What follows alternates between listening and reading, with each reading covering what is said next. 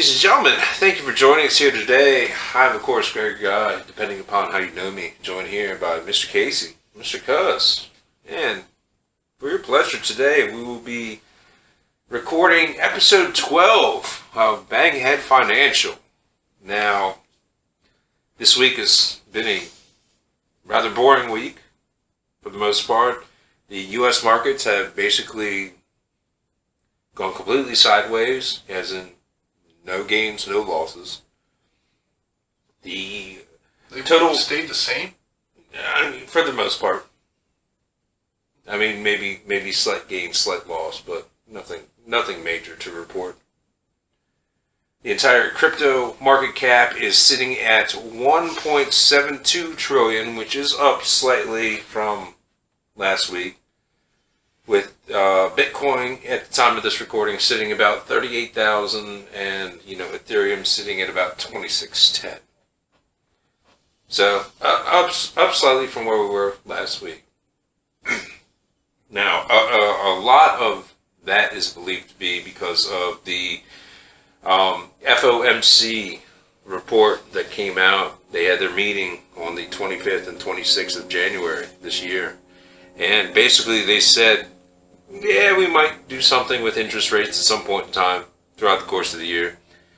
Yeah, we might do something with the bond buying at some point in time throughout the course of the year. In other words, they basically said that, yeah, they might do something at some point in time.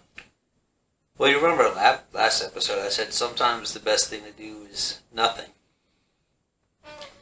I mean, I think maybe prior to that, everybody knowing that the meeting was coming together, that the markets were upset because they didn't know what was going to happen. Yeah, I mean, possibly, but I mean, I kind of view it as kicking, the proverbial, or pushing the ball down the road. You're going to have a problem at some point in time. Well, I mean, you're going to have a problem. You're going to have a problem at some point in time. It's just bound to happen. Yeah. Especially as out of whack everything is with the, recent things we have gone through. But anyway, the only other real major story here, coming out this week is apparently, and you kind of got to take this one with a grain of salt, right? Because it's from an anonymous source that is somewhat close to the administration, and so on and so forth, basically saying that they are going to issue an executive order about Bitcoin and cryptocurrency at some point in time in, I guess, the next couple of months or something. So, like I said, you kind of got to take that one with a grain of salt. Yeah, I mean, I don't even know why they allow. They should just take Biden's all of his executive orders away. He's like a incompetent fool running around with a stick. He's playing whack-a-mole. He doesn't know what he's doing.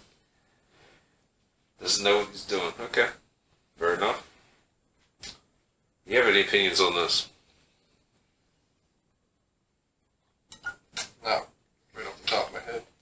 Just keep in mind, also, at the same point in time, that this came from an anonymous source that refuses to be identified. There seems like there's been a lot of those. You know what I mean? The media likes to report things that even if they aren't true, it'll get them clicks on the internet and get people's eyes on the television. That's true. They also use very harsh language in this, quote that they gave, that they, deemed Bitcoin and cryptocurrency as a threat to national security. They put what in there? That's what this source. Well, you know what a threat to national security is President Biden. Well, no, I can kind of see where they're coming from because it's a threat to the U.S. dollar is what it is. Yeah, that's really what it comes down to. That's what it comes down to. I mean... You know what else is a threat to the U.S. dollar? People not using it. President Biden. There we go. Baghead politics. That's what we're doing now, apparently. Fuck Joe Biden. Let's go, Brandon. do you mean? Go Brandon. Yeah. Yep, I think that might actually get you kicked off YouTube nowadays. No, well, fuck them. Well, get us kicked off YouTube.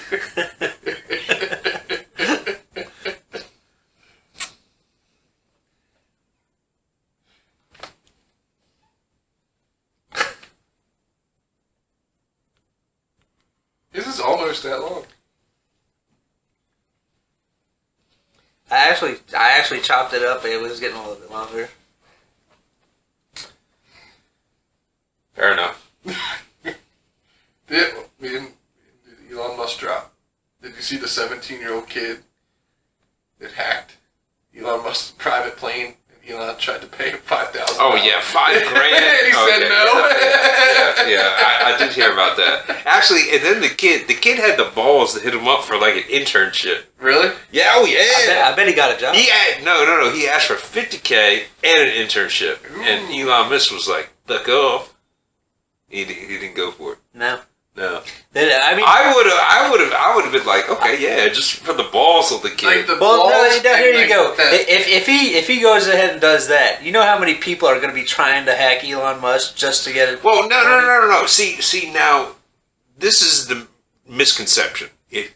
He wasn't hacked. Okay. They use a public, website that, reports the, transponders from aircraft. So they got Elon Musk's personal, transponder, which is, in the FAA records. So anyone could look it up. Right. And then they just track where he's going via this website and tweet about it. That's it. That's all they do. Okay. That's it. So basically, Everything he did was totally legal. Basically, it's nothing burger.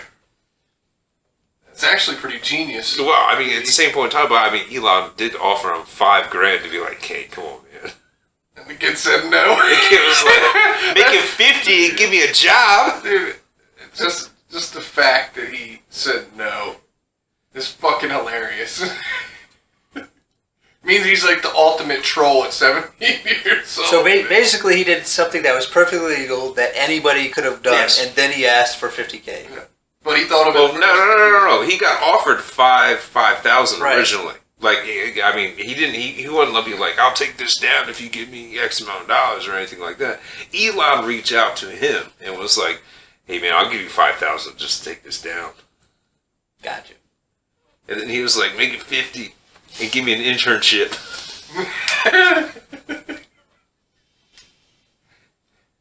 The balls of the kid, dude. The balls of the kid, man. Respect to the 17. Hey, man. Yeah, I mean, come on. Hey, that's what you call, that's a real go-getter right there. That's an innovator right there. That's right. Hey, dude, if you're out there, reach out. Make Productions, man. He's moved on now. We will. We'll stop reporting on you for $5,000. No.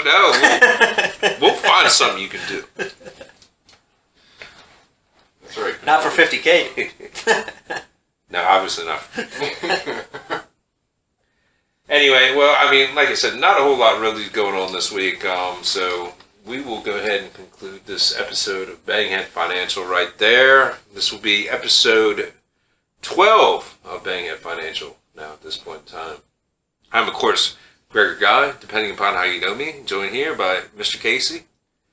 Mr. Cuz, thank you, John, for joining me here today. And everyone out there watching, enjoy the rest of your day.